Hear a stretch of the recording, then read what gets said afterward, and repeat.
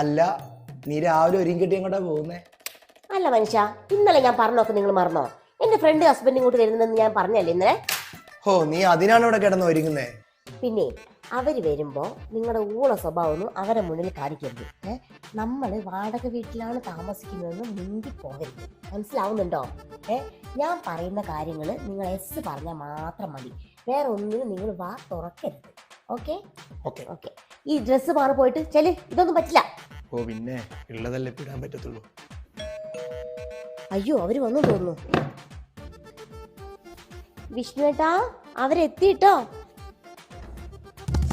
Hi Reena, വാ വാ വാ വാ.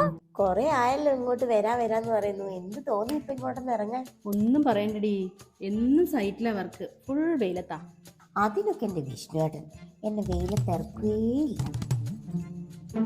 അല്ല, പറഞ്ഞ ഹസ്ബൻഡോടെ? വിഷ്ണുവേട്ടൻ്റെ ഓൺലൈൻ മീറ്റിങ്ങിലായി എപ്പോഴും പുള്ളിക്കാരെ തിരക്കാമേ. ഞാൻ വിളിക്കാം. ബേബി.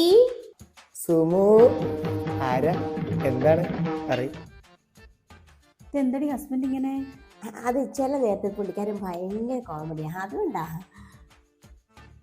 എടി സു, ഇതാടാ നീ പറയാനുള്ള റീന. അതെ. ആ, വീടിന്റെ പണിയെല്ലാം കഴിഞ്ഞല്ലേ? അയ്യോ, വീടിന്റെ പണി ഒന്നും ആയില്ലെന്നേ. ഇപ്പൊ തന്നെ ഈ ഫ്ലോർ ചെയ്യാൻ തന്നെ 30 ലക്ഷം രൂപയായി. ഇനിയിപ്പോ മേലേക്കും കൂടെ എടുത്ത് വിഷ്ണുവിന് ഭയങ്കര നിർബന്ധം 3000 സ്ക്വയർ ഫീറ്റ് വീട് തന്നെ വേണമെന്ന്. അപ്പോഴേ ഞാൻ വിഷ്ണുവിനോട് പറഞ്ഞത് അത് വേണ്ട ബേബിന്ന്. അപ്പൊ കേൾക്കണ്ടേ. പിന്നെ മോനാണെങ്കിൽ ഒരേ നിർബന്ധം പുറത്തു പോയി പഠിക്കണമെന്ന്. അവന്റെ ഒരേ ഒരു ആഗ്രഹമല്ലേ, നമുക്ക് നടത്തി കൊടുക്കാതിരിക്കാൻ പറ്റുമോ? അതിന് 50 ലക്ഷം രൂപ വേണമെന്നേ. അതിനുള്ള ഓട്ടത്തിനാണ് എന്റെ വിഷ്ണുവേട്ടൻ. അതെ അതെ അതെ. ആ ബേബി ഫോണിൽ അടിച്ചല്ലോ. ഞാൻ ഫുഡ് ഓർഡർ ചെയ്തായിരുന്നു. ആരാ നോക്കി? എന്താ മോനെ, എന്താ കാര്യം? എത്ര നേരം നിങ്ങൾ വിളിക്കുന്നേ? വിളിച്ചിട്ട് എന്താ ഫോൺ എടുക്കാത്തെ? 6 മാസം നിങ്ങൾ വാടാന്നിട്ട് ഇന്നെങ്കിലും വാടാന്നില്ല. അച്ഛൻ വീട്ടിൽ നിന്ന് ഇറക്കി വിടുട്ടോ. അത് ശരി, അപ്പൊ ഇത് വാടക വീടായിരുന്നല്ലേ?